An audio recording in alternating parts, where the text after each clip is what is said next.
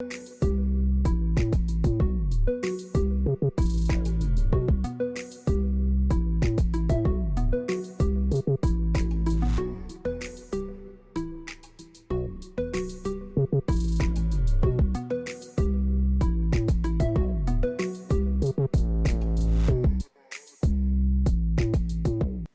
is World Environment Day. It's Wednesday, June 5, and we have several important stories lined up.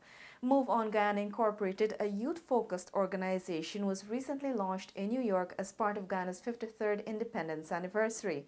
Prime Minister Moses Nagamutu, who attended the event, stressed the need for Guyana's youth to be aware of the country's history. Move On Guyana sets out to partner with individuals and international organizations sharing common goals aimed at creating opportunities for Guyana's youth. MOG's President Vishal Joseph explained that many of Guyana's youth constantly express their need to get involved in government and parliamentary affairs. However, he believes this should not be the only way that youth can contribute to the development of Guyana.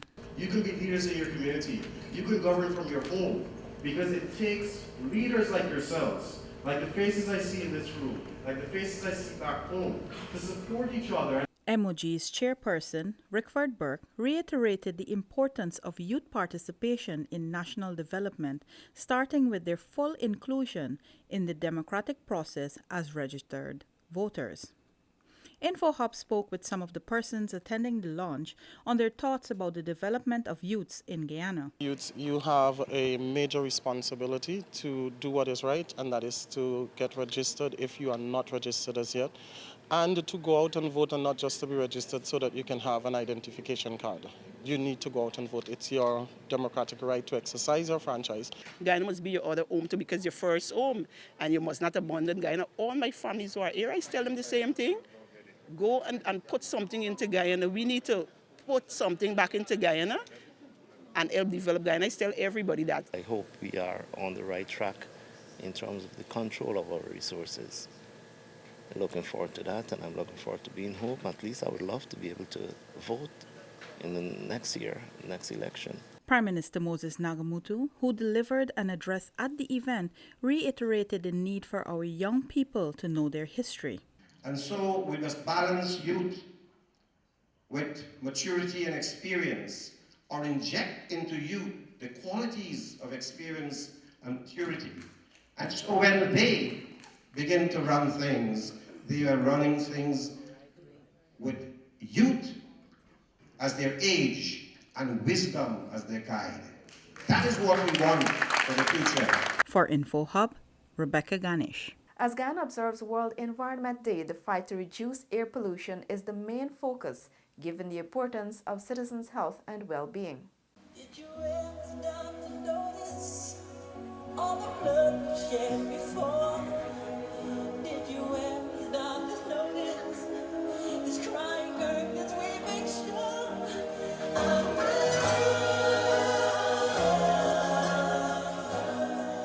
That was a group of students performing a dance piece at the Promenade Gardens in Georgetown, depicting the battle of climate change. As Guyana and the world observes World Environment Day, Mayor of Georgetown, Ubrachan Orion, highlighted the importance of curbing practices that harm the environment. World Environment Day is observed under the theme Air Pollution. The observance of World Environment commenced in 1972 and has been an effective international platform for creating awareness of environmental issue and effecting changes. According to the World Health Organization, WHO, 7 million premature deaths are the result of air pollution, which causes heart diseases, stroke, cancer, and other diseases. InfoHub got the opportunity to speak to a few students who gave us their view on how to better sustain the environment. I would like to see the government clean the seawalls, make sure that that the vagrants there are removed, because they kind of help to pollute the environment by littering. when they go in garbage bins. Events like these, I think they should initiate more of it as to make the youths more aware of how they should care for the environment, how they can reduce climate change, how they should like reuse their plastic bags and so on, and in terms of like vegetable waste. From the Promenade Garden with videographer Anil Silal, I'm Mayana George.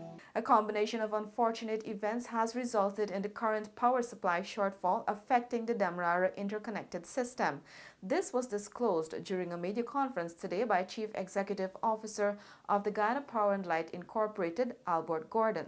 Giving an update, Guyana Power and Light's Chief Executive Officer Albert Gordon says the current supply challenges facing GPL are as a result of several events happening concurrently. The system essentially is operating without any backup facilities. As a matter of fact, we have almost the reverse, where something fails, there's no backup for it. But it doesn't just go down, it takes down other pieces of equipment with it.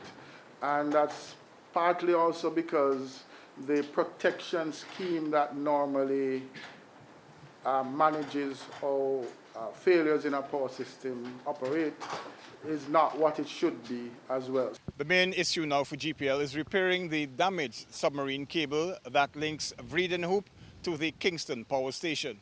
Repairs are expected to take several weeks. Because of that the cable failure, we lost about, to the total that is on the eastern half of the grid, we have a shortfall of 14 megawatts, because we will import about 40 megawatts of power from the Vredenhoop substation. The Vredenhoop substation supply about 26 megawatts of power. We utilize on the west side about 12 megawatts, so we will import the remainder onto the DBIS. So as of now, on the eastern half of the DBI, and the Demerara, eastern Demerara, we have about 90 megawatts of power available to us. And we have to satisfy a demand of approximately 100 megawatts. Medium-term plans include using a 13.8 kV cable to connect the Vredenhoop power station to the Wales power station on the west bank of Demerara, then crossing the Demerara River to the Garden of Eden's power station to supply 6 megawatts. Long-term plans will see the purchasing of power from independent power producers and building redundancy into the grid to better offer power supply guarantees. More immediate plans will see the return of 2 megawatt generators from Anna Regina to boost available power. Again, we'd like to use the opportunity to apologize to our consumers and let them know that we are working very hard to get them power on a consistent basis. Coastal residents will be subjected over the next few weeks to rolling power outages as GPL seeks to ensure that many citizens get as much power that is available as possible. From GPL's head office in Kingston, Georgetown, Paul McAdam for InfoHub.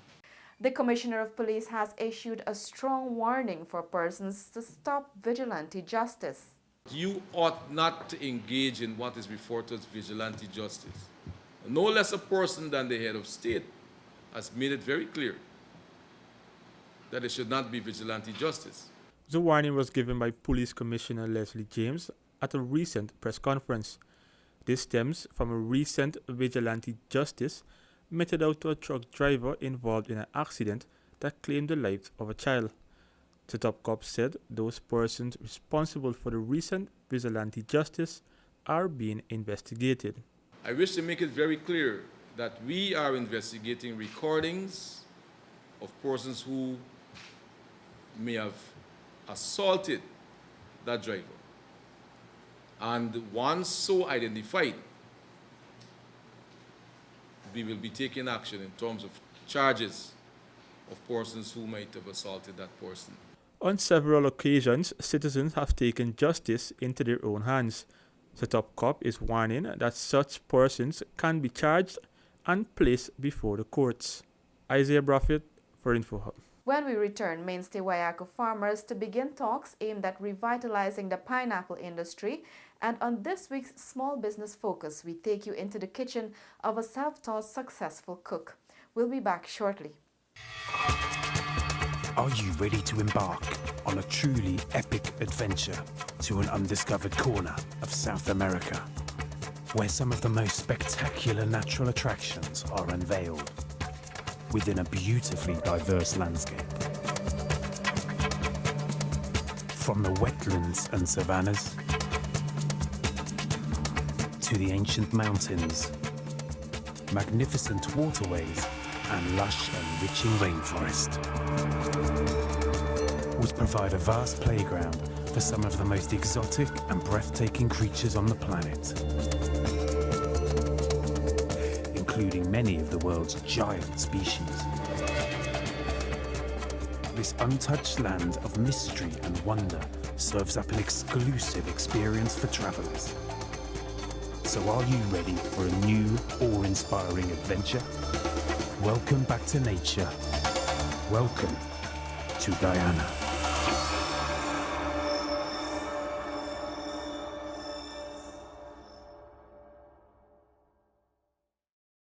Thanks for staying with us. In this Nkosi Bruce report, we hear that farmers in the mainstay Wayako village are set to meet with Amazon Caribbean Guyana Limited to begin talks aimed at reviving the pineapple industry. Following the government comes to you outreach, mainstay Wayako farmers expressed their interest in revitalizing the pineapple industry by reopening the pineapple factory in the community. Member of Parliament Mervyn Williams gave a favorable response. The proposal, the suggestion is that we re-engage the Amazon Caribbean Guyana Limited, the company that has the expertise to treat with the preservation and packaging of pineapples. MP Williams explained that this was previously discussed during the tenure of the previous Tushao. However, key stakeholders did not respond favorably. The MP is still hopeful that the industry can be revived. I believe that if we get women's group and youth group within the village and expand or open new lands for the cultivation, while we talk with the company, I believe that this can be resuscitated in a very short period of time, and the opportunity also avails itself for nearby villages to benefit. He proposed that the Tushawan villagers engage in talks with Amazon Caribbean Guyana Limited before the end of June. As to show, I would say yes, but there are pineapple farmers sitting here. I depend on them for this. Farmers, let's hear you. This was met with a resounding yes from farmers and other villagers at the meeting who are eager to get into the industry. Reporting for InfoHub, Nkosi Bruce. Shaquille Burnell tells us that the community in Region 3 is among one of the most recent areas to benefit from major road upgrades. In La Jealousy on the west coast of Demerara, 1,200 feet of road was rehabilitated by the regional administration at a cost of $10 million. One resident reflected on the former state of the road and shared his thoughts on the new road. He been had crush and run on the road there, but even rough bad, rough. Rainfall and things like presently May, June, and it deteriorate. It helping a lot. Smooth driving, you're not getting on nice and you have people passing so easy here. So we had wedding lately, and man, people can say the road well developed and thing in the area. So we're glad for the front street for built too, because people live there too, right? But they do the back here, because mostly vehicle travel the front back here, so than the front. So this is one of the big improvement. Just a stone throw away, Lakshmi Narayan shared her thoughts as well. Yeah, well, I think it's an excellent job, and for me, I have two sons, small son going to school, and when coming out in the morning to go, when the road wasn't that well, it was really harassing. Yeah, so we benefit a lot from the road. Really, really convenient and everything. And my in-laws and coming and so they said they really, appreciated what the government had done and stuff. And we had a community outreach here at this area with residents, and they did indicate that their street is in a deplorable state and they would like us to remedy it. And what we did is that we put it in the budget, it was approved, and we're standing right now on paved roads. Regional Information Officer Ganesh Mahipal. These infrastructure works represent just the tip of the iceberg of the progress being made within the region. Reporting from Region 3 with videographer Jawan Jordan, Shaquille Bourne for InfoHub. And today on Small Business Focus, we take you into the kitchen of Samantha Baker, a self-taught cook who started out by selling 10 boxes of food and is now making great strides in the hospitality industry. Samantha Francine Baker owns and operates the Brown Sugar Restaurant and Catering at Ogle Front Road, East Coast, Demerara. Baker has a warm and friendly demeanor and always has a smile, important traits in the hospitality industry, which are much appreciated by her customers. They begin entering her establishment as early as 5 hours daily for breakfast, which is served with porridge, coffee, or local fruit juice. Every day is a busy day in the kitchen for this mother of one, whose day starts at 3 hours.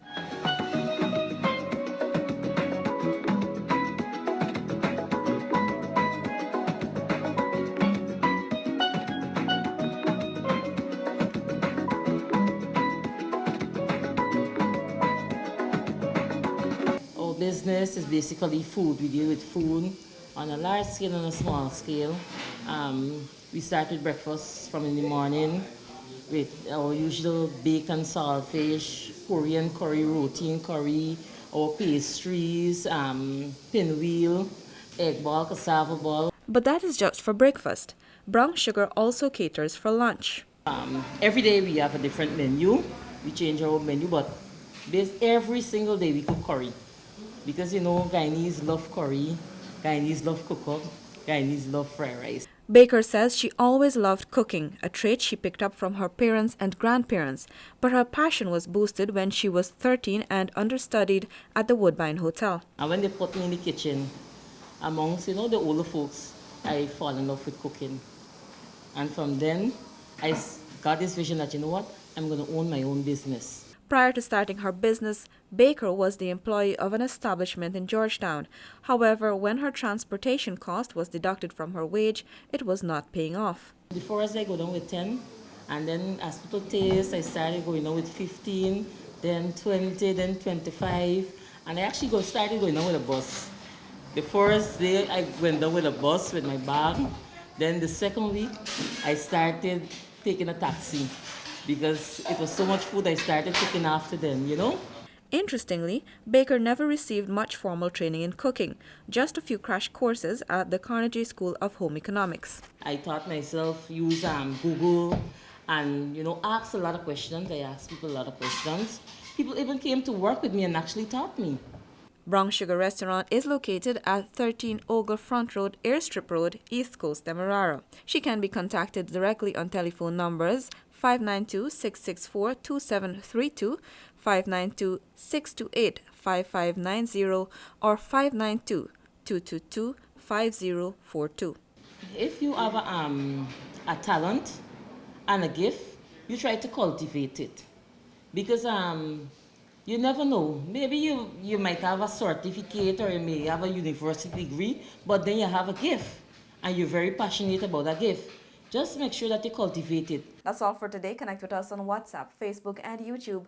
Much more news on our website, dpi.gov.gy, and pop over to Instagram for the latest photo updates at DPI Guyana. Your bridge and weather reports are up next. Goodbye.